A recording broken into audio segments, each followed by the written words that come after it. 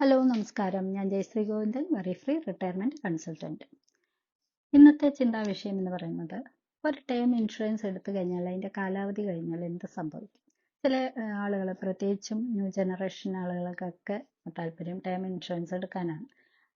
അവർ term insurance എടുത്ത് ആ ഒരു നിശ്ചിത കാലയളവ് കഴിഞ്ഞാൽ, ആ കാലാവധി കഴിഞ്ഞാൽ പിന്നെ എന്താണ് സംഭവിക്കുക എന്നാണ് പലരുടെയും സംശയം. നമ്മൾ ടേം ഇൻഷുറൻസ് എടുക്കുന്ന ടേം എന്ന് ഉദ്ദേശിക്കുന്നത് തന്നെ ഒരു നിശ്ചിത കാലയളവിലേക്ക് എന്നാണ്. അപ്പോൾ അത് മാക്സിമം 40 വർഷത്തേക്കൊക്കെയാണ് ടേം ഇൻഷുറൻസ് കൊടുക്കുക. ഈ അതിന് കാലാവധിക്ക് ഉള്ളിൽ എന്തെങ്കിലും സംഭവിച്ചാൽ നമ്മുടെ കുടുംബത്തിന് ഒരു പരിരക്ഷ കിട്ടുന്നു എന്നുള്ളതാണ് ടേം ഇൻഷുറൻസ് കൊണ്ട് ഉദ്ദേശിക്കുന്നത്. ഇനി ആ കാലാവധി കഴിഞ്ഞു കഴിഞ്ഞാൽ അവിടെ റിട്ടേൺ ഒന്നും ഉണ്ടാവുന്നില്ല. അതുപോലെ തന്നെ ആ ഒരു പോളിസി അവിടെ വെച്ച് തീരുകയാണ്. പിന്നെ നമുക്ക് റിസ്ക് കവറേജും ഇല്ല. അപ്പോൾ ഒരു ടേം ഇൻഷുറൻസ് എടുക്കുന്ന വ്യക്തി ആ നിശ്ചിത ഉള്ളിലേക്ക് വേണ്ട പരിരക്ഷയാണ് മാത്രമാണ് ഗോൾ ചെയ്യുന്നത്.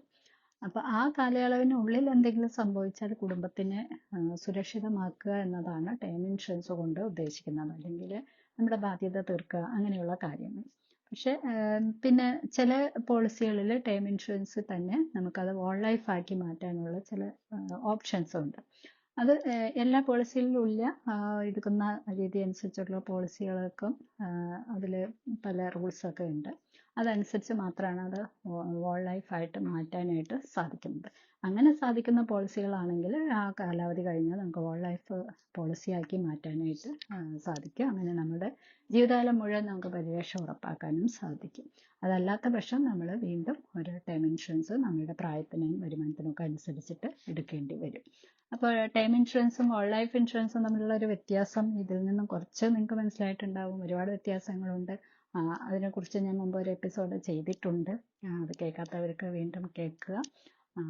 അപ്പോൾ ഈ ഒരു എപ്പിസോഡ് നിങ്ങൾക്ക് പ്രയോജനകരമായി എങ്കിൽ ലൈക്ക് ചെയ്യുക, ഷെയർ ചെയ്യുക. ഇൻഷുറൻസിനെ കുറിച്ചുള്ള കുറച്ച് അറിവുകളാണ് ഞാൻ ഇത്തരം പോഡ്കാസ്റ്റിലൂടെ നിങ്ങൾക്ക് നൽകിക്കൊണ്ടിരിക്കുന്നത്. അത് മറ്റുള്ളവരിലേക്ക് കൂടെ ഷെയർ ചെയ്യുക. നിങ്ങളുടെ ജീവിതത്തിലെ പ്രധാനപ്പെട്ട പല തീരുമാനങ്ങളും എടുക്കുക.